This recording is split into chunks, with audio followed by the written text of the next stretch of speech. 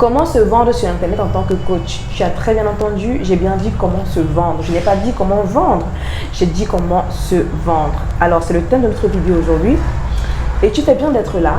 On va partager quelques minutes dans lesquelles je vais te donner quelques éléments assez précis qui vont t'aider efficacement dans ton business. Alors, on se dit à tout de suite.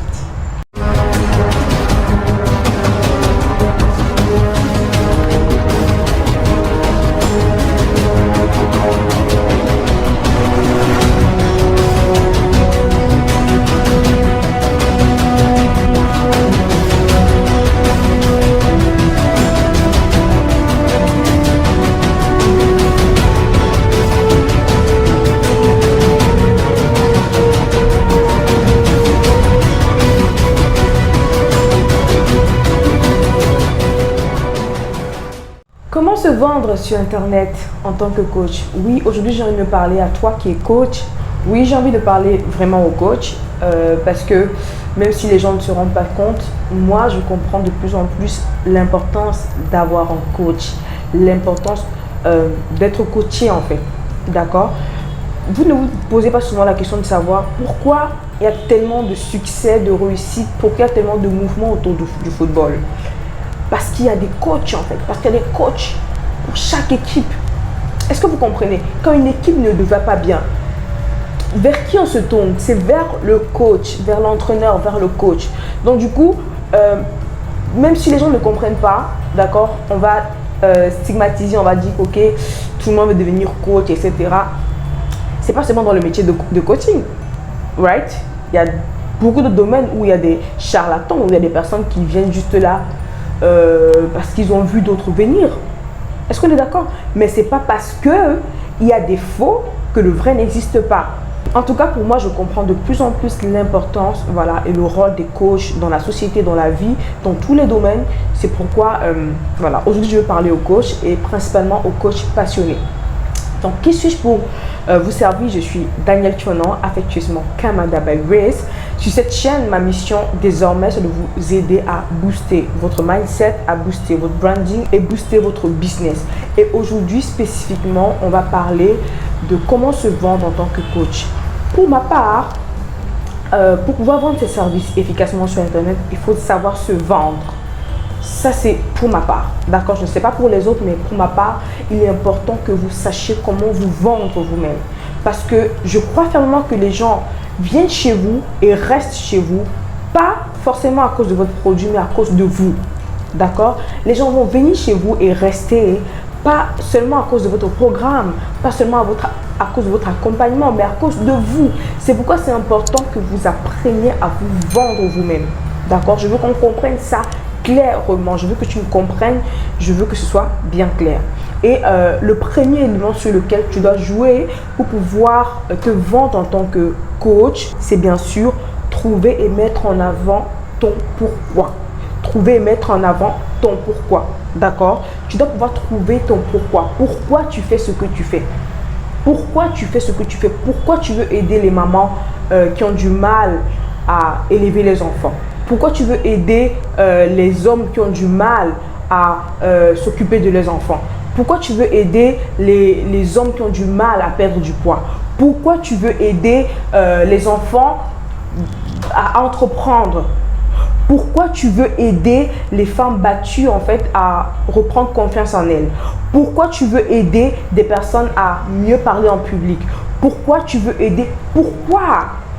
Quand tu réponds au pourquoi, plus ton pourquoi est précis, plus ton pourquoi, voilà, fait dérouler en fait une histoire, fait dérouler en fait des expériences, fait dérouler en fait des faits tangibles, plus tu peux te vendre aux gens.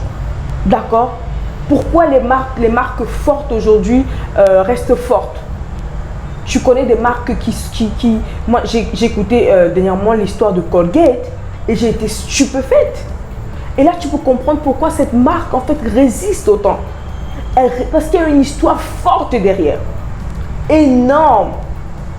Parce qu'il y a un pourquoi assez puissant derrière.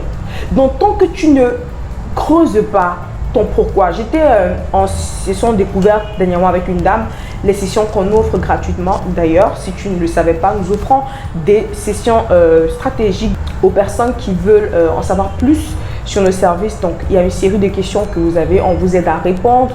Donc, pendant 30 minutes, on va échanger avec vous. Vous avez une série de questions pour lesquelles vous répondez et on vous donne des éléments de réponse assez clairs. On vous donne vraiment quelques pistes de solutions afin que vous puissiez voir à quel point on peut vous aider. D'accord? Et par la suite, certains décident de travailler avec nous, d'autres décident de réfléchir encore. Donc, et lors de ce call avec cette dame, j'ai posé la question pourquoi tu fais ce service, pourquoi tu veux offrir en fait tes services.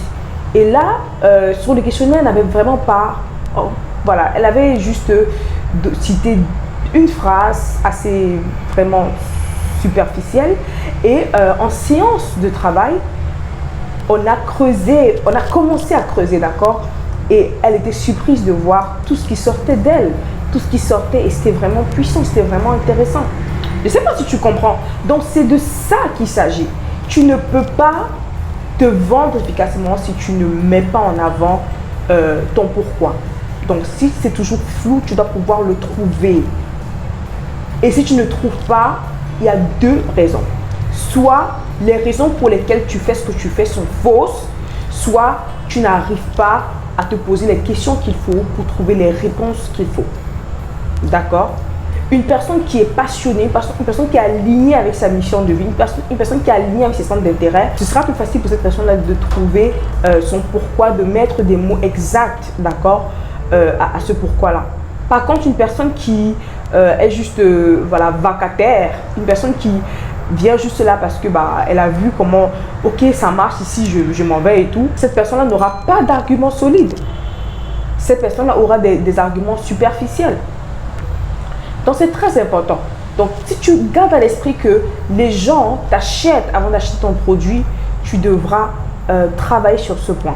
D'accord? La deuxième clé ici, c'est de comprendre que tu dois travailler pour les preuves et non travailler pour l'argent.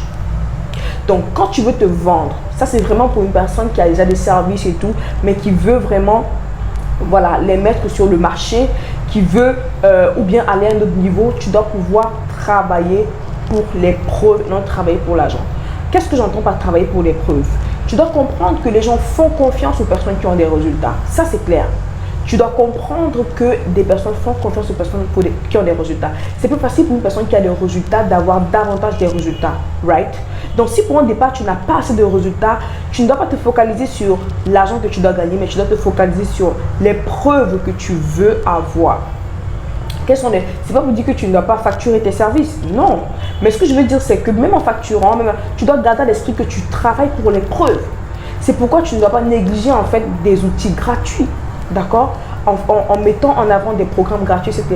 Cela te permet de vraiment avoir des preuves, assez de preuves en fait pour pouvoir te vendre, pour pouvoir mettre en avant ton expertise, pour pouvoir montrer que waouh, on peut te faire confiance parce qu'il y a des résultats derrière. Donc ça, c'est le deuxième point. Maintenant, le troisième point, c'est quoi? C'est de développer ton personal branding. Tu dois pouvoir développer ton personal branding. Je peux te rassurer que ce mot parfois semble générique, parfois mystérieux, parfois global. Ok, on le dit. Mais sincèrement, pour moi, quand je parle de personal branding, c'est vraiment des axes clés, d'accord? Mais c'est important que tu mettes l'accent dessus. Premièrement, ce qui va entrer dans ton personal branding, dans ta marque personnelle. Quelle est ta marque? Quelle est la marque que tu veux mettre en avant? Quelle est la marque? Qu'est-ce que tu veux que les gens gardent de toi quand on finit de regarder une vidéo? Qu'est-ce que tu veux que les gens gardent de toi quand on finit de consommer un de tes produits? Quand tu passes quelque part, quand tu finis une session de formation, quand tu finis une conférence, qu'est-ce que tu veux que les gens gardent de toi? Pour moi, c'est ça la marque personnelle. Parce que quand on dit personal branding, l'anglais est tellement élégant et tout, mais prenons ça mot à mot, d'accord? C'est vraiment, c'est vraiment ta marque personnelle, d'accord? Et pour moi, les éléments à mettre en avant, à travailler pour pouvoir développer efficacement son personal branding, ce sont premièrement tes valeurs. Quelles sont tes valeurs? Quelles sont les valeurs que tu défends? Quelles sont les valeurs que tu prônes? C'est très, très, très important. Quelles sont les valeurs que tu prônes? Quelles sont ces valeurs? mets ça sur la table, mets ça sur écrit. De deux, il y a ton style. Quel est ton style? Quel est ton style à toi? Le style ici, moi je fais référence à, ça peut être ton style de langage, ça peut être ton style, ta gestuelle, ça peut être ton style de coiffure, ton style vestimentaire, ça peut être ton style, je ne sais pas, de vidéo, de contenu. Tu dois pouvoir trouver ton style. Tu dois pouvoir trouver ton style. Et si tu me suis depuis quelques temps, bah, dis-moi en commentaire quel est le style avec lequel tu m'identifies en fait. Quel est le style de langage, quel est le style de manière, quel est le style de... Je sais pas. Parfois, on ne se rend pas forcément compte, mais je sais que j'ai un style. Et plus tu le fais, plus donc tu dois pouvoir en fait identifier. Et moi, je pense que je peux connaître mon style, hein, mais j'ai pas envie de partager. Je veux vraiment que vous me dites... Et en vous lisant, en commentaire, je vais savoir, waouh, ouais, c'est vrai, c'est pas vrai, c'est vrai. Si vous avez raison, ça marche quoi. Donc, mais c'est important de trouver ton style. Maintenant, ta stratégie de contenu. D'accord, ton style, ton personal branding, c'est aussi lié à ta stratégie de contenu. Quelle est ta stratégie de contenu? D'accord, et ici, quand je parle de stratégie, je veux mettre également en avant la fréquence. D'accord, parce que pour que tu puisses rester dans les esprits, on doit te voir. Tu n'as pas fait l'effet clignotant. Pour que tu te vendes, il faut qu'on te voie. Moi, j'aime la vidéo. J'aime me faire voir, me faire vendre par la vidéo. D'accord? Mais toi, ça peut être un autre canal. Il y a des podcasts, il y a des blogs, il y a d'autres canaux. Mais je préfère la vidéo. C'est pourquoi aujourd'hui, dans le processus, en fait, la méthode qu'on utilise pour accompagner nos clients, on met un accent majeur sur le branding par la vidéo. Donc, on t'aide vraiment à définir ta stratégie de contenu vidéo. On t'aide vraiment à structurer tes contenus, à trouver ton message, à trouver ton elevator pitch, à trouver ta signature. On t'aide à mettre en place ton système sur YouTube. On t'aide vraiment à trouver ta plume en rapport avec la vidéo. D'accord? Donc ça, c'est vraiment un pilier sur lequel nous travaillons avec nos clients. Donc si tu veux en savoir plus, n'hésite pas à prendre un rendez-vous avec nous. Il y a le lien juste là en commentaire. Et on a un groupe, en fait, un groupe spécial pour des coachs, consultants, formateurs passionnés. N'hésite pas à cliquer sur le lien pour rejoindre la communauté.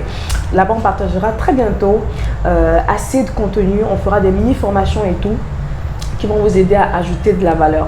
Donc voilà un peu en gros ce que j'avais à partager avec toi aujourd'hui.